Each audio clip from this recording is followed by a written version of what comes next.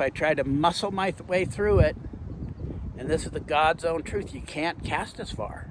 You just can't. Not unless you're a savant or something. The best casts come by going boop. I aim high, I tip cast it, I let the rod do the work, and that's when I get my best cast. It's almost weird. It's almost like, hope nobody hears this because it's probably wrong, but if I have a super high stop, I'm talking 1 o'clock, 12:30, really high, and I just barely touch it, but I get it right, it just flies. 1, 2, 3, 4, 5, 6, 7, 8, 9, 10, 11, 12, 13, 14, 15, 16, 17, 18, and then I'll back off for overhang. That's a long cast for me. These comp guys, though, they got like 25 strips out, so this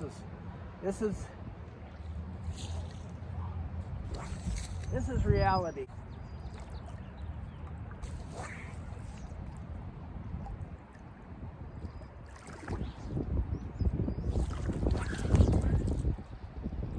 Okay, all my running line went out, which is, you know, it runs into, I don't know how much it is. That's a long cast for me. Now I'll just do one really, really hard. Try to just muscle it and see how far I can cast it. I'm gonna check my ferrules first. I do not want to break my rod. Make sure that you wax or tape or wax and tape. Or check your ferrules often, because they don't give these comp rods away.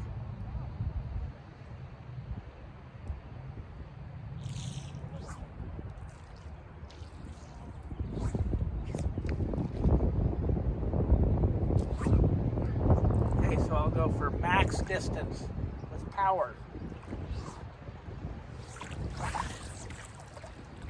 Well, it all went out again, maybe even better, but that was lucky.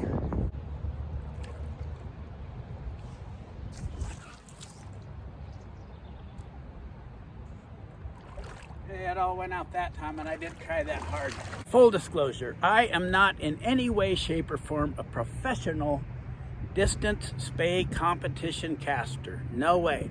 Those guys and gals are literally like professional athlete status in my mind, because they've put so much time, effort, energy, practice, and not only that, some of them are extremely gifted. So I cannot by any means cast with those guys or gals, so that's that. I will tell you this about comp casting. You need a gale force comp line, bar none. It's the best, it's the easiest, it jumps off the rod tip, it goes the furthest, it goes the fastest, it unfolds the prettiest.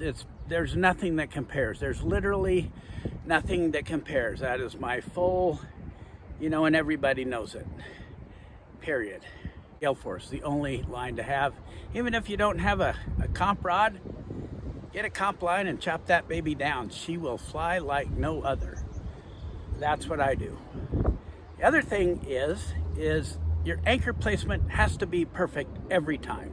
So don't practice casting without being aware of your anchor placement, lying in the same place, landing flat every time, period. No ifs, ands, or buts. You can't have the anchor all over the place. Believe me, I know. When I'm on and when I've got my head screwed on straight, I plan that anchor the same way every time. Slack is your enemy, so stay away from slack in any part of the cast, and that's easier said than done, but I would say get a video and watch yourself. I throw away tons of video that doesn't apply to what I want anybody to see, because it would be super boring. But I can tell you yesterday's problem was my D-loop went like this, and sometimes the end of the D-loop hit the water and there was a space, and yeah, it was ugly.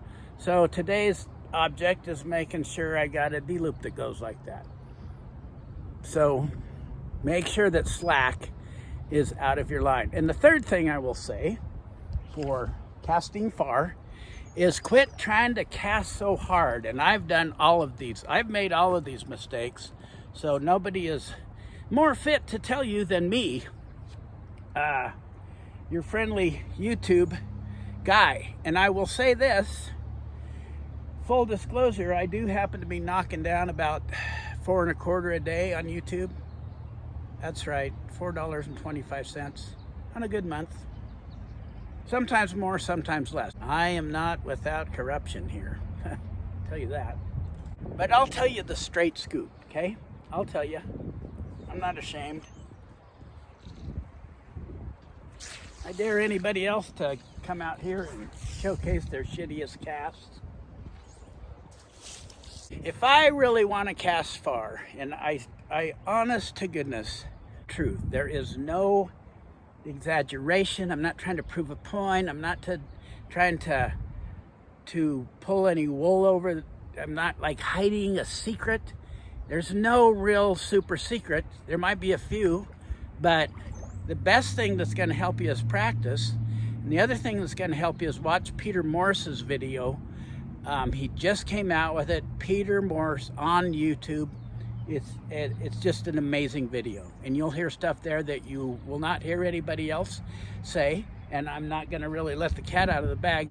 Is pretty simple, but it doesn't mean it's not. It doesn't mean it's easy. It's simple, but it's not easy to master. But here is the all-time distance casting tip from me, the guy that can't cast that far, but occasionally I'll hit a good one. And when I'm hitting good ones, I'm really laying off the power. I'm not trying to just bend the rod as hard as I can and just slam it. I'm really making myself back off the power, and I'm casting like this. Super high stop. Super, you can't jam it. You kind of got to go, you got to accelerate, but you got to accelerate perfectly. And I stop to a really high stop, and I aim kind of high. And if you pull hard and cast low and try to muscle your way through it, and I work with guys just they can't not muscle their way through, and I've done that too. So I'm not saying that. I mean, anybody who's ever done this, I don't think there's anybody who has done it perfectly from day one. But when I get my best cast, I really just get that good anchor, and I get in the key position, and then I just, cast like that. And I try to feel the whole rod flexing. It's almost as if, and I am using my hands, I'm pulling down and, doing a cast, trying to extend my upper arm and get the bottom arm pulling as much as I can. I'm not hammering on it when I get my good casts, and I almost have the feeling I'm tip casting the rod. It's like I go out there, get a nice anchor, and then instead of just bearing down and trying to bend the rod super hard and pushing through the whole thing, I aim high, I tip cast it, I let the rod do the work, and that's when I get my best cast. It's almost weird.